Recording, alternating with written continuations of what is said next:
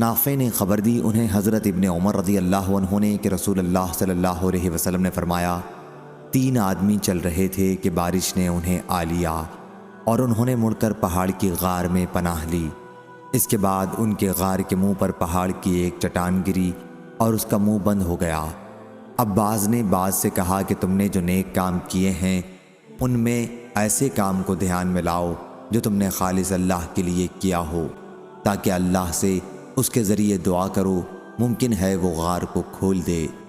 اس پر ان میں سے ایک نے کہا اے اللہ، میرے والدین تھے اور بہت بوڑھے تھے اور میرے چھوٹے چھوٹے بچے بھی تھے۔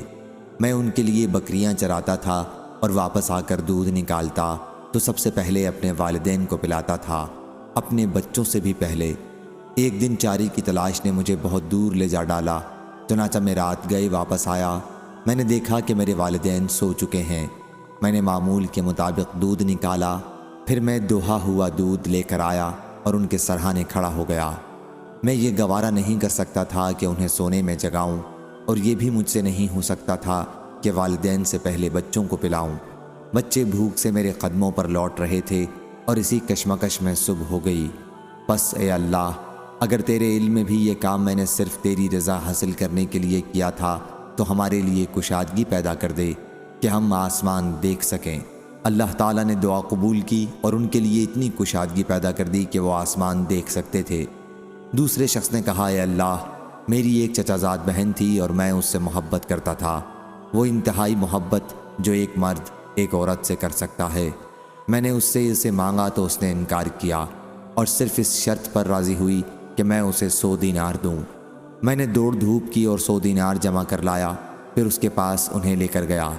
پھر جب میں اس کے دونوں پاؤں کے درمیان میں بیٹھ گیا تو اس نے کہا اے اللہ کے بندے، اللہ سے ڈر اور مہر کو مت توڑ۔ میں یہ سن کر کھڑا ہو گیا اور زنا سے باز رہا۔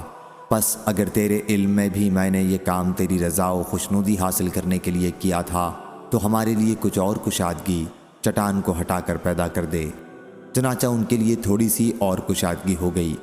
تیسرے شخص نے کہا اے اللہ، میں نے ایک مزدور ایک فرق چاول کی مزدوری پر رکھا، اس نے اپنا کام پورا کر کے کہا کہ میری مزدوری دو۔ میں نے اس کی مزدوری دے دی، لیکن وہ چھوڑ کر چلا گیا اور اس کے ساتھ بے توجہی کی۔ میں اس کے اس بچے ہوئے دھان کو بوتا رہا اور اس طرح میں نے اس سے ایک گائے اور اس کا چرواہا کر لیا۔ پھر جب وہ آیا تو میں نے اس سے کہا یہ گائے اور چرواہا لے جاؤ۔ اس نے کہا اللہ سے ڈرو اور میرے ساتھ مذاق نہ کرو۔ میں نے کہا کہ میں تمہارے ساتھ مذاق نہیں کرتا، اس گائے اور چرواہے کو لے جاؤ۔ چنانچہ وہ انہیں لے کر چلا گیا۔ بس اگر تیرے علم میں بھی میں نے یہ کام تیری رضا و خوشنودی حاصل کرنے کے لیے کیا تھا تو چٹان کی وجہ سے غار سے نکلنے میں جو رکاوٹ باقی رہ گئی ہے اسے بھی کھول دے۔